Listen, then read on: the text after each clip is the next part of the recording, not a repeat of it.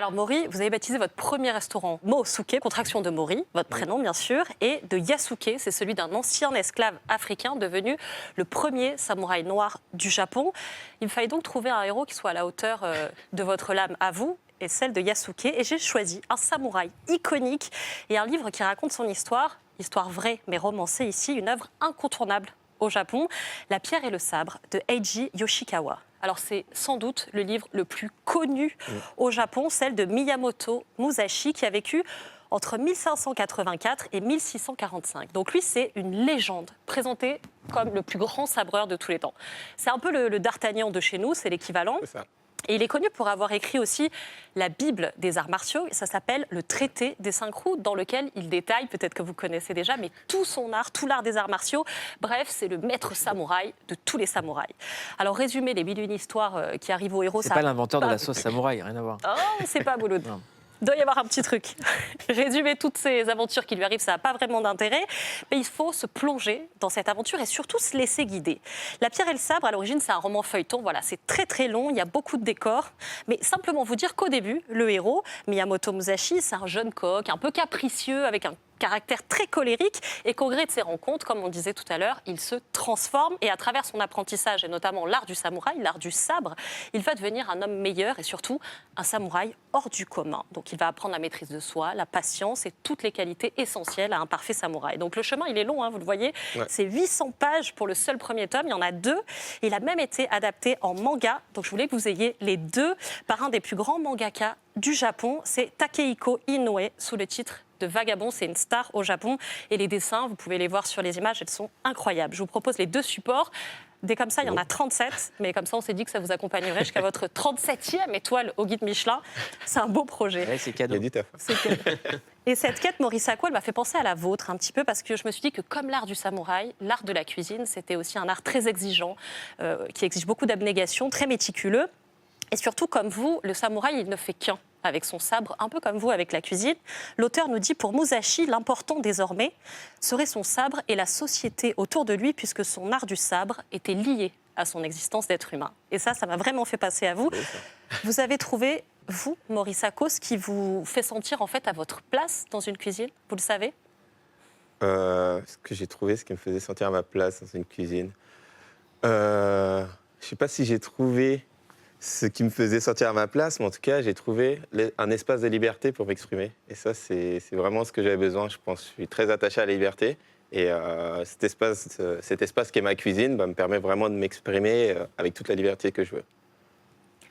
Vous dites souvent en interview, Mori, que vous êtes le fruit de 3 continents. Essentiellement, vos influences viennent de l'Afrique de l'Ouest, du Japon et aussi de la France, où vous êtes né et qui vous couronne de votre première étoile. Vous avez appris les bases de la cuisine avec les grands chefs français, et notamment Thierry Marx.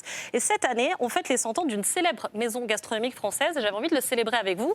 C'est la maison de la mère Brasier à Lyon. Et j'ai choisi donc ce livre hommage qui traite de tous ses secrets. Alors, on pourrait croire que c'est un simple livre de recettes. Je le veux. Mais On est loin des samouraïs, là. Hein, ouais. Énorme, parce que c'est pas juste un livre de recettes, c'est aussi un livre d'aventure. Pas si loin des samouraïs, Catherine. Non, pas du tout.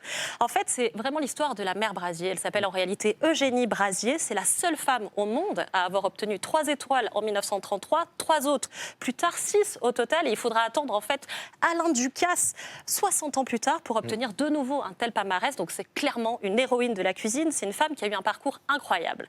Elle est partie de pas grand-chose. Dans sa jeunesse, elle a été placée en famille d'accueil. Et puis ensuite, son père l'a abandonnée et elle va essayer de travailler dans des fermes à Brest avant d'ouvrir son propre restaurant, Rue Royale, qui est aujourd'hui une institution à Lyon. C'est un vrai destin d'héroïne. Alors on disait les mères à l'époque parce qu'on ne voulait pas honorer ces femmes du titre de chef qui était réservé aux hommes. Éventuellement, on les appelait les cuisinettes, mais ça s'arrêtait là. Elle, c'est donc une pionnière, une pour qui seul le travail et le mérite comptent. Et comme un de ses élèves qui a préfacé le livre aujourd'hui, vous connaissez sans doute son nom, cet élève c'était Paul Bocuse, et il raconte dans ce livre qu'à 20 ans, il avait appris en fait que la mère Brasier cherchait un commis et qu'il avait enfourché son vélo, il avait grimpé jusqu'en haut du col de la Luère à Lyon pour être embauchée. Mais ça, Pauline, on le veut, là, ce livre-là. Ah non, mais il est génial. Et elle l'avait trouvé super courageux et avait fini par l'embaucher, sauf qu'elle lui a fait faire que les tâches subalternes, donc repassage, traite, voilà. Enfin, c'était assez fastidieux, mais il dira que c'est ça qui lui a appris la vie. Vous, Maurice Sacco, vous dites que la cuisine, elle vous a permis de vous distinguer juste avec votre valeur travail. Vous y êtes allé aussi au mérite et que ça permet de grimper les échelons. Il y a peu de métiers qui permettent de faire ça aujourd'hui. Un peu comme la mère Brasier, je me suis dit finalement, certains chefs critiquent beaucoup ce système d'étoiles aujourd'hui. Vous, là-dessus, vous êtes très clair. Vous dites, moi, les étoiles, ça me fait rêver. Je les cherche depuis le début. Elle dit quoi de vous, cette étoile, aujourd'hui ? Cette étoile, pour moi, c'est la récompense d'un travail, du mien. La récompense aussi de tout un parcours. Et c'est aussi, quelque part, pour moi aussi, une validation pour une cuisine. Donc, moi, la cuisine africaine, jusqu'ici, parce que je travaille aussi la cuisine japonaise et française, mais l'Afrique est très importante pour nous dans le menu. Et cette cuisine africaine, jusqu'ici, elle n'avait pas été distinguée, en tout cas en France, par le guide. Et on entendait beaucoup de préjugés sur cette cuisine africaine qui pourrait être riche, grasse ou trop roborative. Et moi, c'est la cuisine que je mange depuis tout petit, en fait. C'est la cuisine que ma mère faisait. Je sais que cette cuisine est très bonne, qu'il y a des choses qui sont... Il y a énormément d'épices, il y a énormément de techniques de cuisson et autres qui sont valorisables et qui ont toute leur place dans la gastronomie mondiale. Mais il manquait juste cette petite, on va dire, cette petite adaptation, on va dire, qu'on l'amène vraiment dans le XXIe siècle et que ce qui s'est passé avec la cuisine française aussi à l'époque, il y a eu une actualisation, on l'a allégé, on l'a amené ailleurs et en fait, il ne suffisait de pas grand-chose pour que cette cuisine, au final, marche et se retrouve récompensée par un guide. Donc c'est aussi pour moi une petite fierté de ce côté, de se dire, ouais, je suis le premier, mais surtout, j'ouvre une porte et cette porte, elle est ouverte pour tout le monde. En fait, c'est pas, je ne compte pas la refermer derrière moi et je sais qu'il y en a plein d'autres derrière qui vont se dire, moi aussi, qui cuisineront peut-être beaucoup mieux que moi et qui vont se dire, moi aussi, en fait, cette cuisine africaine, je la connais, je l'aime la manger, j'aime la faire, je vais faire quelque chose et je vais faire un restaurant gastronomique et peut-être qu'il ira chercher 2, 3 étoiles aussi. Donc, en tout cas, on a hâte que les restaurants ouvrent à nouveau et que la France puisse goûter votre fameux dessert au bissap.